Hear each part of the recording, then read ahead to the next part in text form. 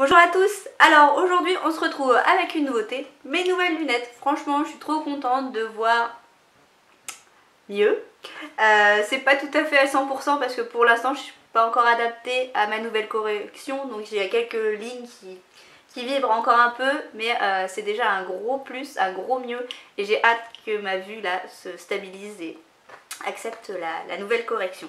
Donc qui dit lunettes dit lecture. Oui, je sais, c'est une transition aussi pourrie que ma vue, mais aujourd'hui nous allons parler livres et blogging à travers 3 livres que j'ai lus dernièrement, en fin d'année 2015.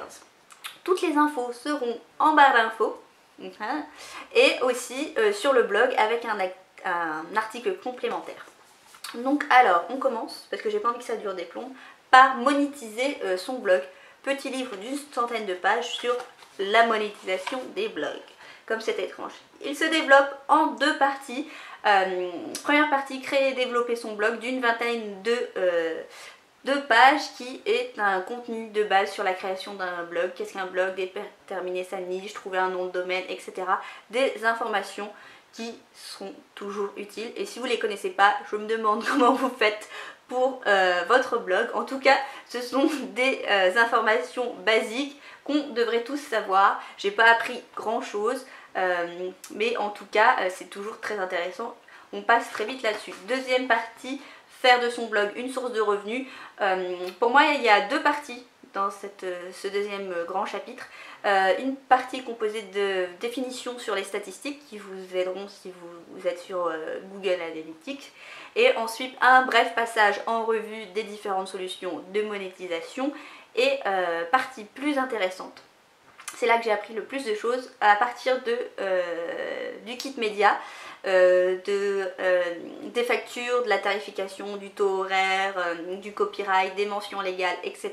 Ça, c'est la partie qui m'a été la plus informative, celle qui m'a appris le plus de choses, celle que je trouve la plus intéressante dans le livre. Petit bémol pour les 2 pages sur le statut juridique. Moi c'est ce que j'attendais le plus dans ce bouquin, et 2 pages qui disent juste il existe ça, ça et ça, allez chercher plus informations dans les limbes d'internet. Donc en fait on n'apprend pas grand chose dans ce bouquin sur le statut juridique. Pour moi c'est quand même un manque. Mais après, la dernière partie est vraiment très intéressante puisque c'est là qu'on obtient le plus d'informations. Par exemple sur les factures et le taux horaire, on a du mal à trouver ce genre d'informations sur la blogo, donc c'est hyper intéressant. Autre chose, il y a 4 interviews de 5 blogueurs, puisqu'il y a un blog tenu par 2 personnes, qui sont fort intéressantes aussi. C'est 10 questions à chaque fois, c'est passionnant de découvrir le parcours de ces blogueurs, de ces personnes. Par contre là aussi, petit bémol, une seule personne répond à la fameuse question: quels sont les revenus, le salaire engendré avec votre blog. Là il n'y a qu'une seule personne qui balance un chiffre, qui ose donner un chiffre. Toutes les autres éludent la question. C'est quand même un peu dommage quand on accepte de répondre à des interviews dans un livre qui s'appelle Monétiser son blog et qu'on ne répond pas à cette fameuse question sur le chiffre. Mais je comprends tout à fait que le salaire, etc., c'est quelque chose quand même d'assez privé et tout, donc je peux comprendre, mais je trouve ça quand même un peu paradoxal. Donc oui, ce livre est intéressant si vous n'y connaissez rien en monétisation. Si vous n'y connaissez rien en blogging, commencez pas par celui-ci, hein.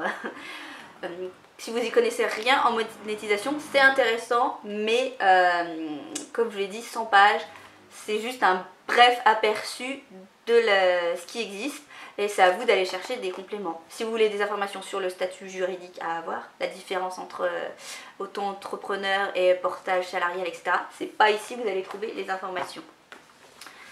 Deuxième livre que j'ai lu, photographier vos créations, blog, boutique, catalogue. Je pense que comme 99% des blogueurs, une de mes résolutions de l'année, c'est améliorer ses photos. Oui, tout le monde souhaite ça, mais c'est bien normal. L'image a pris une place essentielle, si ce n'est capitale, sur les blogs. En fait, depuis les passages, moi j'ai l'impression depuis les ponts entre Instagram, les blogs, etc., mais c'est flagrant. L'image, c'est presque la base de votre blog.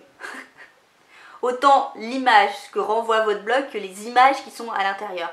Je me rends compte que les lecteurs lisent principalement avec les images. En premier, ils regardent quasiment vos images et après, si c'est sympathique, ils vont décider ou non de s'ils lisent. C'est flagrant quand vous analysez les statistiques sur les minutes de lecture sur les blogs et tout, l'image c'est capital. Donc j'ai acheté ce bouquin pour avoir plus de renseignements. Il se décompose en 3 parties. Une partie sur les bases de la photographie, toujours très intéressant à savoir. Ce sont des informations basiques qu'il est très important de connaître. J'ai bien aimé les DIY pour comment faire un trépied, comment faire un petit studio photo, etc. qui montrent qu'on peut s'en sortir sans avoir un matériel de professionnel qui coûte une blinde. Il y a toujours des solutions, même des petits bricolages qui vous permettent de réaliser vos photos. Franchement, c'est un livre qui déculpabilise là-dessus. Hein. Moi, j'avais fait un article qui s'appelle Le complexe du réflexe. Là, les DIY, c'est un peu pareil. Oui, c'est possible de vous en sortir sans l'armada à 4 ou 5 chiffres du photographe professionnel. Deuxième partie, une partie qui se concentre sur des exemples par rapport à des types de matériaux. Donc, comme c'est très porté vers la création, vu que le livre s'intitule Photographier vos créations, c'est très porté sur des matériaux type les bijoux, le travail du cuir, les textiles, le travail à l'aiguille, le crochet et un passage sur des poupées hyper flippantes. Je déteste les poupées. C'est quelques exemples de photos avec des paramétrages, c'est assez intéressant. Ensuite, un dernier chapitre sur le post-photographie, retouche, renommer ses photos, etc. Lui qui est beaucoup plus universel, comme la partie sur les informations de base. Donc les 2 chapitres qui encadrent donc informations de base sur la photographie et post-photographie sont les plus universels, les plus intéressants. Peu importe votre domaine dans la blogosphère, ça va toujours vous intéresser et vous donner des informations intéressantes. Le chapitre central sur les différents matériaux, bah là, ça vous intéressera certainement plus si vous êtes des créatifs, des gens qui font de la création manuelle, des DIY, qui avaient une boutique, qui vendaient des petits objets, etc. Là, c'est sûr, vous allez trouver votre bonheur. Les blogueurs voyage culinaire, pas du tout. Les blogueurs mode, un peu. Les blogueurs beauté, peut-être, en adaptant. En fait, il faut adapter ce qui est dit pour certains matériaux à votre domaine de la blogosphère. Les objets en céramique, etc. Bon, si vous êtes blogueur culinaire, ça vous arrive tout le temps de prendre en photo des assiettes, des tasses et tout. Vous pouvez quand même adapter ce qui va être plastique ou autre. On peut adapter aussi, nous, en blog beauté.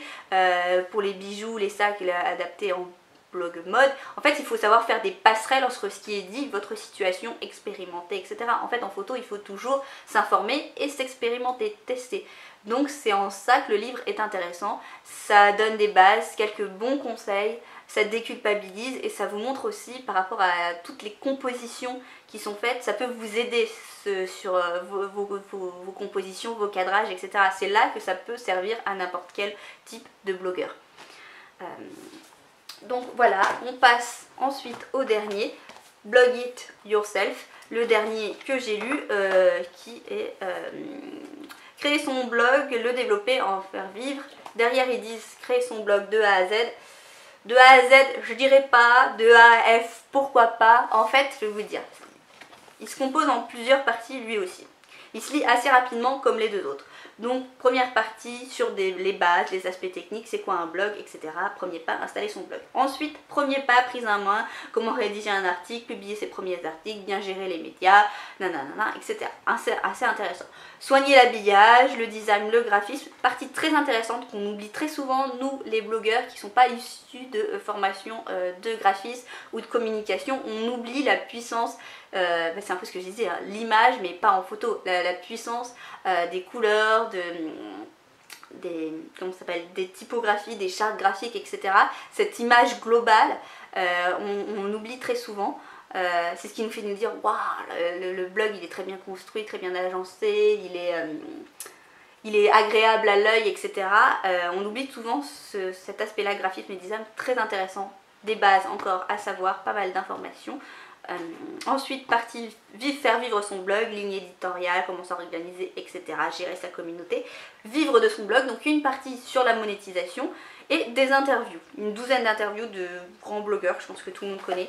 Là, c'est pas comme dans monétiser son blog, elles sont pas si intéressantes que ça, les interviews. Enfin, moi, j'ai trouvé qu'elles n'étaient pas si intéressantes que ça. Il y a 3-4 questions à chaque fois, et du coup, c'est un peu du survol et tout le monde répond un peu de manière convenue.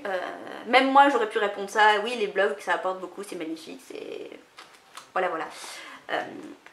Donc, les interviews, c'est pas ce qui m'a le plus passionnée. Ensuite, pourquoi pour moi on peut pas construire son blog de A à Z? C'est parce que comme tous les autres bouquins, là ça apporte des connaissances de base, des informations qu'il est intéressant de savoir, mais il faut quand même creuser et continuer à aller chercher des compléments pour pouvoir être informé de manière un peu plus élargie, un peu de manière globale, quoi. Donc oui, c'est très intéressant, mais ça ne suffit pas. Ensuite, ma crainte avec celui-ci particulièrement, c'est l'actualisation. Aujourd'hui, ça fonctionne bien. Je l'ai acheté en 2015, en 2016, ça ira. En 2017-2018, il y a pas mal d'applications de logiciels qui, en tout cas pour la partie logiciels et applications qui sont citées, je ne suis pas sûre que ça fonctionne encore. En tout cas, il faudra une mise à jour. C'est une différence entre le papier et Internet. Le web a une puissance de mise à jour quasiment instantanée et 3 fois plus grande que le papier. C'est donc pour ça que je vous dis qu'il faudra toujours aller chercher des compléments. C'est pas parce qu'on va citer une application dans ce bouquin qu'il n'en existe pas des dizaines d'autres et voire une meilleure, et que dans un mois il n'y en aura pas une qui se créera qui sera encore mieux. C'est en ça qu'il faut pas... C'est des bases, c'est très bien, le bouquin est très bien, il faut s'orienter avec et ensuite continuer à aller chercher et à se tenir au courant sur le web. Bah voilà. Alors, quel est l'avantage? Oui, donc alors l'avis général sur les bouquins,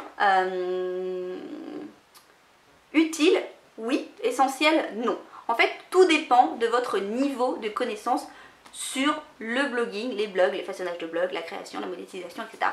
Vous y connaissez que dalle en monétisation, évidemment, oui, ça sera intéressant.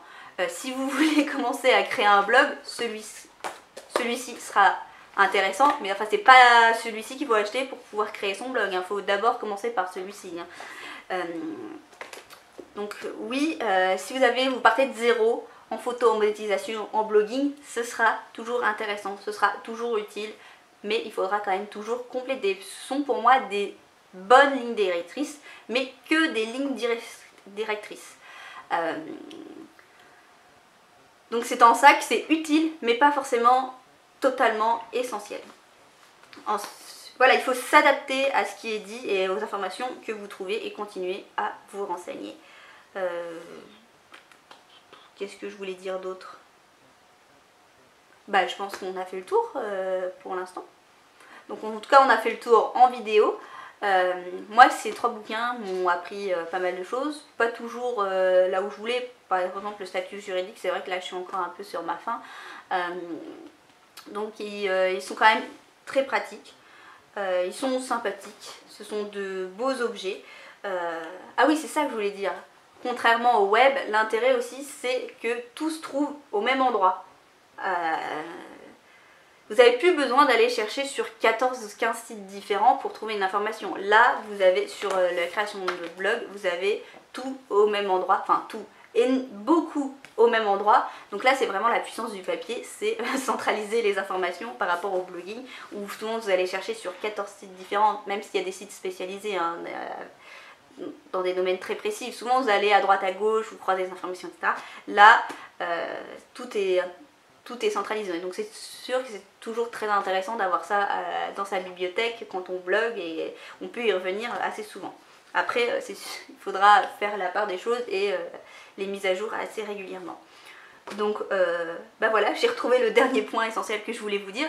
Donc on se retrouve sur le blog pour l'article complémentaire par rapport à ces 3 livres. Et moi je vous dis à bientôt sur le blog ou pour une prochaine vidéo. Bisous à vous!